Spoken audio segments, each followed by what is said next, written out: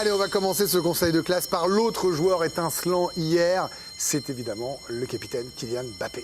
Il s'est offert encore un doublé dans cette compétition, dans cette Coupe du Monde. 2 grosses occasions créées également pour ses partenaires. 2 buts sur ses 4 tirs cadrés. Il a remporté la majorité de ses duels. Vous le voyez sur la photo, il a été élu homme du match. Et dans les matchs à élimination directe en Coupe du Monde, eh bien, il est désormais le meilleur buteur de l'histoire avec 10 buts marqués dans les phases à élimination directe des Coupes du Monde. Devant des Ronaldo, des Juste Fontaine ou encore des... Léonidas.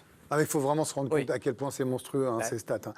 C'est vraiment incroyable. Pour Ambre, il a été foudroyant. Pour Olivier Bossard, on s'incline. Pour Olivier Rouillet, il a été royal.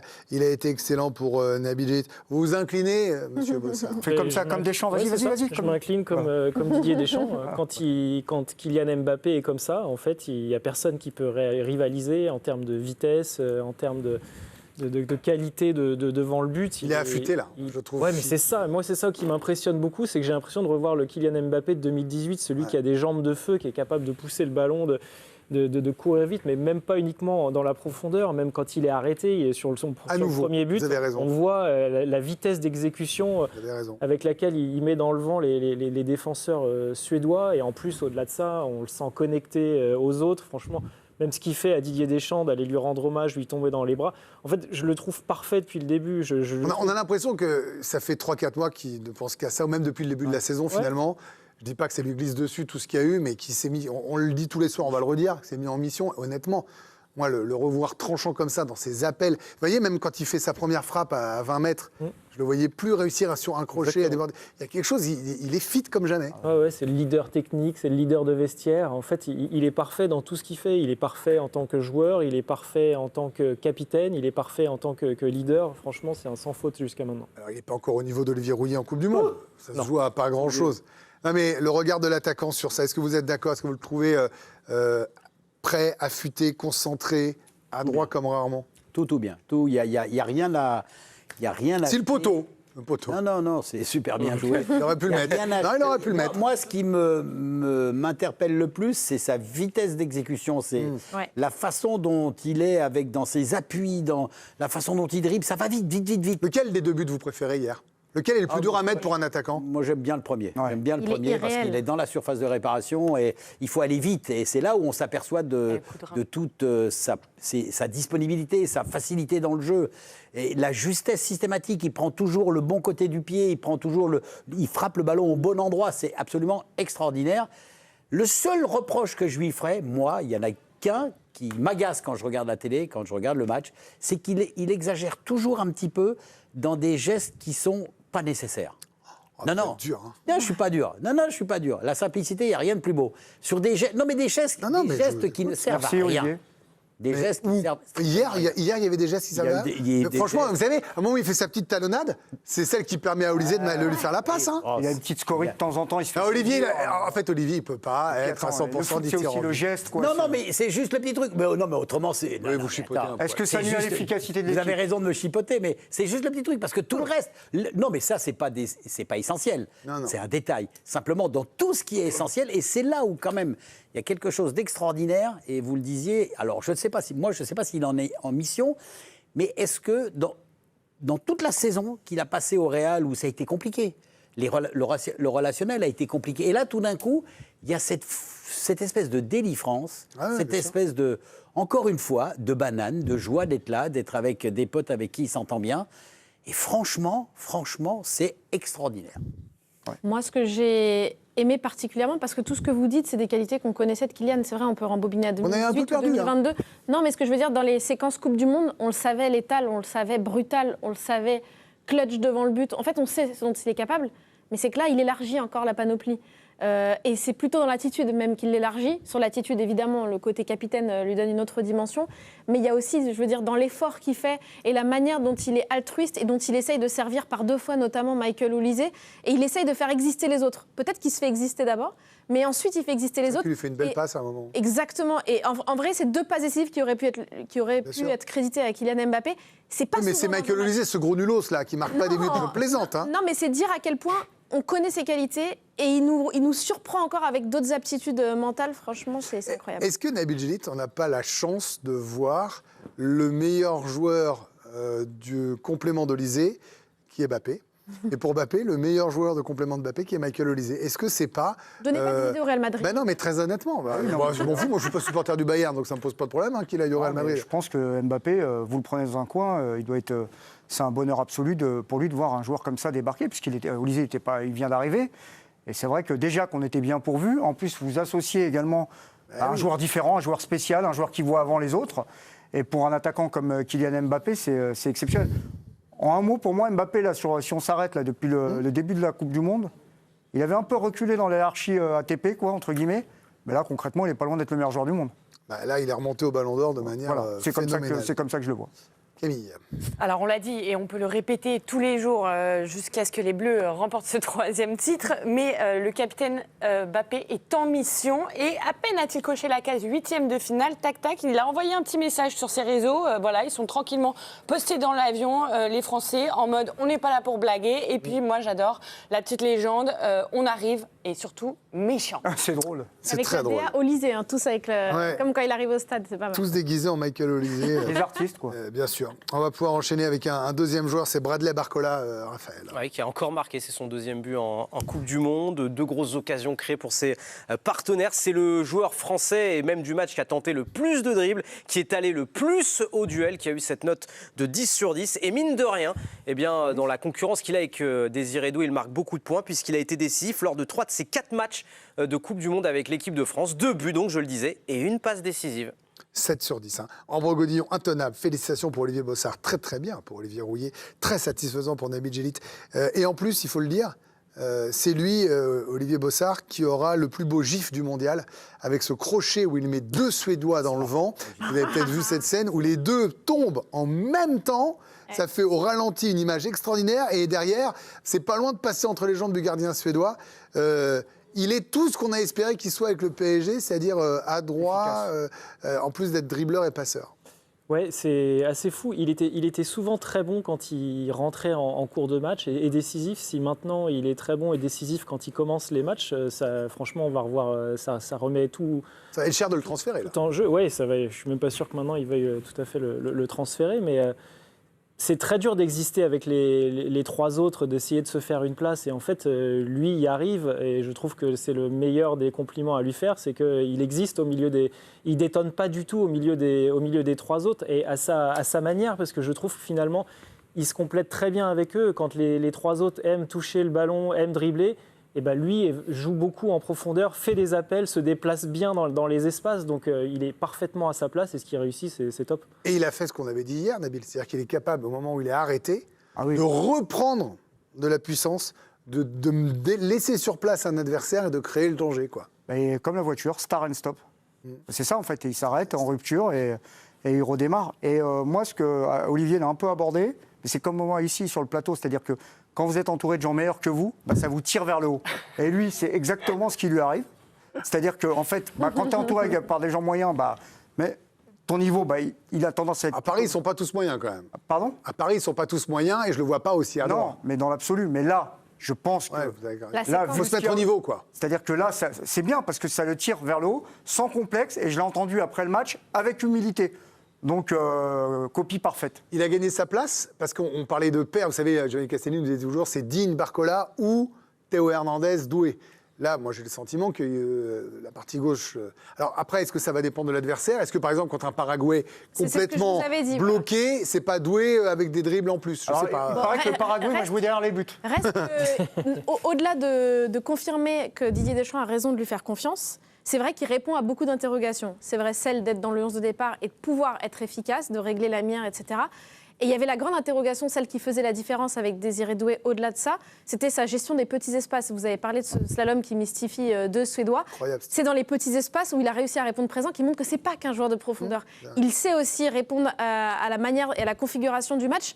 Après, pour moi, vraiment, ils sont tellement différents, Désiré Doué et Bradley Barcola, que même si ce dernier a marqué des points, en effet, je trouve que le match va être tellement différent face au Paraguay, face à une défense plus regroupée, que sur la longueur, un Désiré Doué, dans le dribble et dans la créativité, peut-être que ça peut répondre à certaines questions. Mais la réponse, c'est aussi que son avenir, pour moi, est lié à la présence de Lucas Digne. Parce qu'au-delà de rendre meilleurs les partenaires en attaque, il rend moins mauvais le latéral qui est là derrière lui. Et avec Lucas Digne, ça marche très bien. Donc, c'est un début de réponse quand même. Merci pour cette réponse. Olivier Rouillet, parlez-moi de son but. Là, il est quand même plein de sang-froid, je trouve. Il n'y a pas trop d'hésitation. Il est capable tout de suite de la mettre sur la droite du gardien. C'est loin. Non, mais moi, je trouve que... Oui, mais moi, je le voyais plus comme sur sa première action. Moi, j'ai toujours été... Ça a toujours été un point d'interrogation pour moi, Barcola. Et là, tout d'un coup, je crois que ce point d'interrogation, il est parti. Chez moi, il n'existe plus. Ah oui. Ah oui, non, il n'existe plus. Parce que il m'a amené des certitudes. Des certitudes dans ses prises de balles. Le but qu'il marque, par exemple, dans sa prise de balle. Et l'enchaînement, tout ça est propre. Je ne l'ai pas vu faire ça au PSG. Ah si, les 6 premiers mois de cette saison... Moi, je ne l'ai pas vu. En tout cas, c'était plus fluctuant. Hier soir, ça a été net. Et surtout, il a fait quelques mois quand même oui, mais très solide. Là, on a l'impression qu'Olivier a raison. À tous les matchs, il est capable de faire ça. Hier, si tu veux, pour moi, ça a été vite. Ça a été puissant, ça a été vite. Et puis après, dans sa gestion du match, dans sa présence, elle est totalement logique. Et moi, je suis un grand fan de Désiré Doué, mais là, il est en train de lui manger le nez. Parce que il est... Ah mais si, parce que même... C'est l'expression qui me plaît, c'est pas le... Ouais, non, mais... Et surtout qu'Olivier a du pif, souvent. Oui, bien sûr. Donc il rentre dedans, l'association, elle se passe très très bien. Il fait aussi un travail défensif qui est absolument extraordinaire, mais dans ses prises de balles, dans sa façon d'être, encore une fois, il joue la tête haute. Il y a une vraie différence. Allez, on va pouvoir enchaîner avec 2 joueurs. Tout le monde ne parlera pas dessus, je vous le dis. Hein.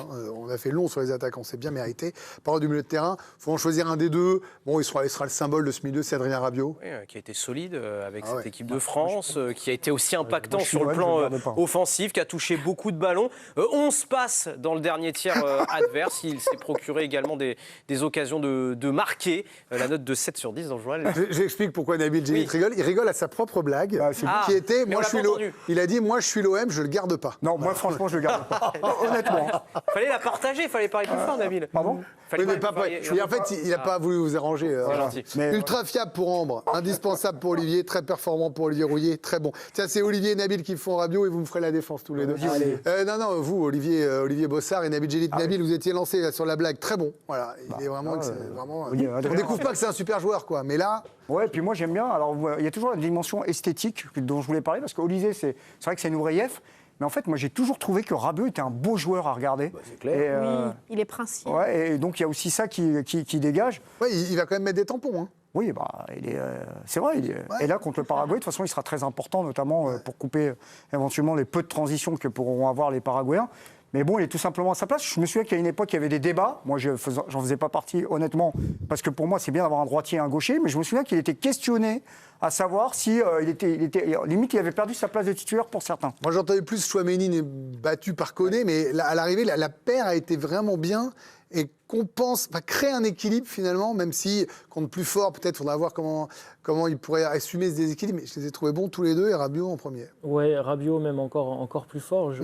Pour moi, il est aussi l'une des raisons pour lesquelles les 4 devant brillent, en fait. Ouais. C'est le joueur de l'ombre parfait, c'est lui qui couvre tout ce qu'il faut. Je trouve qu'en termes de discipline tactique, il est absolument parfait. Moi, je pense que n'importe quel entraîneur rêverait d'avoir un Adrien Rabiot dans son équipe. Et c'est quelqu'un de... Sauf De Zerbi en... Ouais, mais c'est quelqu'un en plus qui est capable de jouer 6, qui est capable de jouer 8, qui est un joueur box-to-box, qu'on peut même mettre milieu offensif gauche s'il faut à un moment pour compenser au milieu de terrain. Franchement, chapeau. Nabil, votre blague est d'une violence inouïe. Et on termine avec Jules Koundé, Raphaël. Je l'ai, inouïe. Jules Koundé, offensif contre la Suède, en même temps sur les tâches défensives, il n'y avait pas non plus grand-chose à faire. Des choses rassurantes, il a remporté la majorité de ses duels, 67% de duels gagnés sur les 12 disputés, 2 centres et 6 ballons touchés dans la surface adverse. Il était très haut hier, Jules Koundé. Encouragement pour Ambre, net progrès pour Olivier Bossard, égal à lui-même pour Olivier Rouillet et solide pour Nabil. Je suis d'accord, encouragement. On lui demande de très bien défendre, il défend très bien. Est-ce qu'il y a vraiment besoin que les latéraux, je reprends l'exemple du PSG, montent avec ces 4 fantastiques? Non, il faut être costaud et apporter, et je trouve qu'il a fait les deux hier. Oui, en fait, vous avez raison. C'est pas forcément ce qu'on leur demande, mais après, quand la configuration du match appelle à davantage presser haut, et c'est ce qui s'est passé face aux Suédois, il a réussi à répondre à cette problématique sans dénaturer le cœur de son jeu qui est de bien défendre. Moi, je suis pas d'accord que dans les gestes défensifs, il n'a pas été au rendez-vous parce que, à l'image de Stacle qui sauve devant le but, pour moi, c'est une vraie occasion d'un vrai défenseur. Et là-dessus, il a apporté des réponses. Pour moi, c'est très encourageant. Ensuite, les réponses qu'il a offertes sur le plan offensif, évidemment, c'est les bonnes relances, c'est bien lancer ses coéquipiers, c'est la passe qu'il fait, Kylian qui s'échoue sur le poteau et qui aurait mérité davantage. Franchement, c'est pas le nirvana. Mais c'est vraiment mieux que ce qu'il a proposé sur le premier match. J'ai pas vu beaucoup mieux. Non, mais c'est vraiment bien. J'ai pas vu beaucoup de très bons latéraux, je veux dire, à part ceux qu'on connaissait. Munoz de la Colombie et Hakimi quand même. Attendez, Olivier, attendez. On a Olivier Rouillet qui m'a mis égal à lui-même. Je ne sais pas ce que veut dire ce égal à lui-même. Pour moi, il n'est pas. Je regrette. Je suis pas du tout dithyrambique comme vous. Moi, je suis déçu. C'est peut-être pas dithyrambique le mot là. Je trouve que la prestation qu'il fait face à des équipes, face à des adversaires aussi faibles, pour moi, elle est rassurante. Vous voulez qu'il fasse quoi? Non, parce que défensivement, il est bon. Je ne le trouve pas. Quoi. Moi, je suis désolé, je ne le trouve pas serein. J'y peux rien. J'ai ce ressenti. Ouais. Il a fait quelques erreurs de relance quand même. Alors oui, ce tacle comme tu as parlé. Non, mais d'accord, mais ça. S'il le fait pas, pour moi, c'est du travail de base. Il en fait des belles des relances. Mais c'est du travail de base. Oui, mais c'est quand cherchez pas à le convaincre, il râle. C'est pas quand même quelque chose de ça. Je sais pas, non, on verra quand il sera matché. Voilà, moi j'ai besoin de le voir. Et même dans la connexion avec Dembélé, je trouve qu'il y a quelque chose qui s'est davantage créé. Moi, j'ai besoin de le voir face à un véritable adversaire, ce que je n'ai pas vu encore jusqu'à maintenant. C'est pas de sa faute. Avec les 11, alors pour battre qui on te propose. Hein. Pour moi, c'est le seul qui, à chaque fois, me pose question. Okay. D'accord, bon. Eh ben, on suivra. Merci Nabil de commenter à chaque fois. Non, mais en fait, c'est vraiment très bien parce qu'en fait, vous êtes un peu comme un téléspectateur témoin. En fait, vous dites une phrase. Bah oui, bien sûr. Il dit oui, très bien. Je bois les paroles d'Olivier. Voilà, très bien. Et on a juste un petit souci, Cherki, éventuellement, à voir, à suivre. Oui, il faut voir un petit peu comment ça se passe. On l'a encensé, Ryan Cherki, sur sa disponibilité, son état d'esprit auprès des fans. C'était tout juste il y a 2 jours. Mais hier soir, on s'est un petit peu posé la question, et on n'est pas les seuls d'ailleurs. La presse en parle beaucoup aujourd'hui. Il est entré pour les 10 dernières minutes de ce 16e de finale. À la fin du match, on l'a vu un petit peu dans son coin, au point, dans un premier temps, d'en oublier de serrer la main de son sélectionneur. La scène a même été diffusée dans les écrans géants, donc certains ont retenu que ça. Mais sans le citer, Didier Deschamps est revenu justement. Il a eu une pensée pour ceux qui jouent un petit peu moins 2 minutes sur cette Coupe du Monde. Je comprends aussi qu'il peut y avoir des joueurs qui peuvent être déçus parce qu'ils ne jouent pas assez ou ils ne jouent pas, la frustration. Mais la force collective, elle est au-dessus de tout. Et oui, évidemment, la force collective. Et puis, on connaît le sélectionneur. On sait qu'il a dû discuter un petit peu avec lui après ce match pour clarifier tranquillement tout ça. C'est juste un petit coup de sang sur l'instant. Il est quand même rentré. Il a failli faire une passe qui aurait pu être décisive. Il a été bloqué. Il faut faire gaffe quand même. Je sais bien qu'on ne peut pas toucher à Cherki en présence d'Ambro Godillon. Je dis juste qu'il faut faire gaffe. Mais Warren Zaïre-Emery ne joue pas du tout. Vous voyez, par exemple, Lucas Hernandez ne joue pas du tout. N'Golo Kanté ne joue pas du tout. Il rentre quand même. Hein. Et Akliouche n'a pas joué hier. Oui, voilà. Mais il a fait beaucoup de progrès. Oui. Il est devenu joueur de Manchester City, il est devenu international français. Sa déception de compétiteur est légitime, mais il doit aussi apprendre à dompter. Il doit aussi apprendre à dompter certaines émotions, et ça c'est essentiel à très haut niveau.